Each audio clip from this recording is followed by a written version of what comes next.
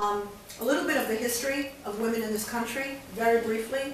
In 1876 is when a woman by the name of Susan B. Anthony, many of you may know, okay, she actually was the one that was responsible for women actually getting the right to vote. So there has been an evolution, but it's been a very long, hard battle, and we haven't won yet. One of the things that I've actually been involved with this women's issue, I actually train on it. I wrote a book entitled How to Succeed in a Testosterone World Without Losing Estrogen. I got that book.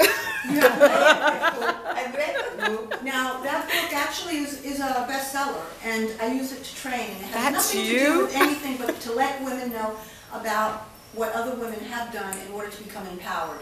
So our history goes a long way. One of the things that a lot of people don't know outside of our country is that in this country we don't have an equal rights amendment for women. In our Constitution, in our Bill of Rights, it says all men are created equal. But when it comes to it, there is no all men and women. And we have been really, there was a woman by the name of Alice Paul, who in 1923 actually put together a very simple couple of sentences. And to this day, all she said was, equality of rights under the law shall not be denied or abridged by the United States or any states on account of sex. Very simple, right?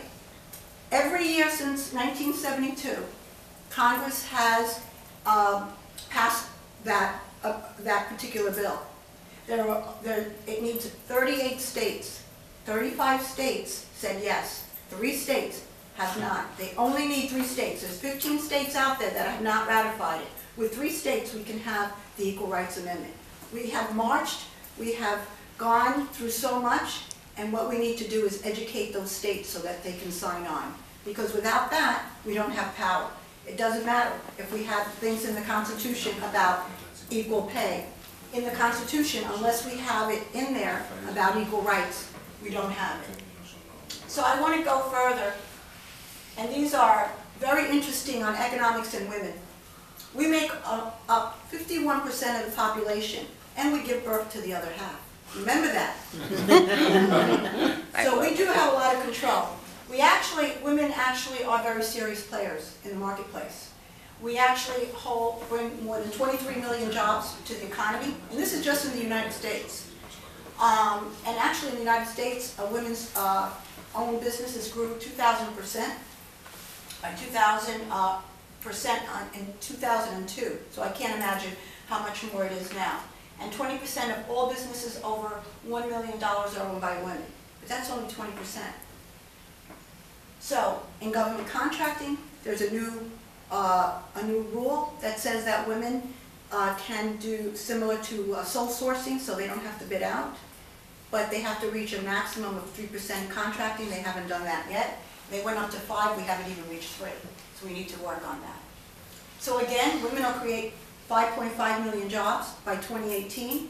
More than half of the 9.7 million new small businesses are expected to be created by women. And more than 1/3 of the 15.3 million total new jobs are anticipated by 2018.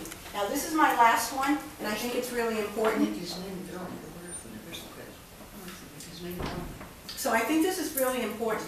Everybody says, oh, this is great. We have so many women in Congress. Well, Congress is made up of 536 people. 104 women are in Congress. That's only 19%.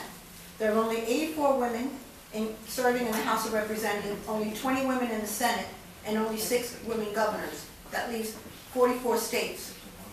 In addition, you would think that in the Fortune 500, how many CEOs are in Fortune 500? Only 24 women out of 500 today. So some of it we need to get moving on ourselves, and we need to mentor more one another. I really believe that. I really believe that women, what EAWC does is wonderful, because what EAWC does is put women in the forefront and also the men that champion them as well.